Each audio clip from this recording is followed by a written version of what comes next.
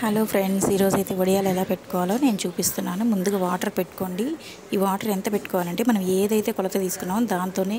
ఇప్పుడు ఒక గిన్నె పిండి తీసుకుంటే 6 గిన్నెలు నీళ్లు పోసుకోవాలండి. నేను ఈ గిన్నెతో పిండి తీసుకోవాలనుకుంటున్నాను కాబట్టి ఈ గిన్నెతోనే 6 గిన్నెలు నీళ్ళు అయితే పోసుకున్నాను. మీరు ఏది కొలత పెట్టుకుంటే దాంతో పోసుకోవచ్చు. ఈ లోపల పచ్చిమిర్చిని గ్రైండ్ చేసుకోండి. మరి మెత్తని పేస్ట్ లాగా కాకుండా కొంచెం కచ్చాపచ్చగా గ్రైండ్ చేసుకోండి. ఈ విధంగా అయితే సరిపోతుంది. ఇప్పుడు వాటర్ మరిగిపోయాయి. ఇప్పుడు ఇందులో 6 గిన్నెలు నీళ్లు పోసుకున్నాను కదా, ఒక గిన్నెతో పిండి తీసుకొని నా పెద్ద బౌల్లో వేసుకొని ఇంకో గిన్నె నిండా నీళ్లు పోసి కలుపుకోవాలి. దీన్ని పలచగా కలుపుకున్న ఈ పిండి నీళ్ళని దీంట్లో పోసి గంటితో కలుపుతూ పోసుకోవాలి. ఇంకో గిన్నెతో పోయాలి. మొత్తం ఫస్ట్ 6, తర్వాత 2, 8 గిన్నెలు పోసుకోవాలి.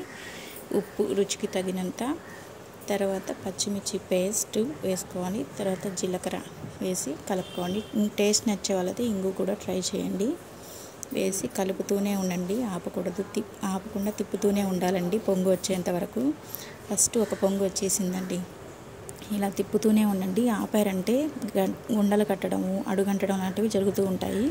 ఇప్పుడు నాకు 3 పొంగులు అయితే వచ్చేసాయండి ఇవి. సో ఇవి పైకి తీసుకెళ్ళి వడియాలు పెడదాము. చూడండి, చెమ్మ దుప్పటి వేసుకొని ఈ విధంగా అయితే మనము వడియాలని పెట్టుకోవాలి. మా పిల్లలు కూడా వచ్చి వడియాలు పెడతామంటున్నారు.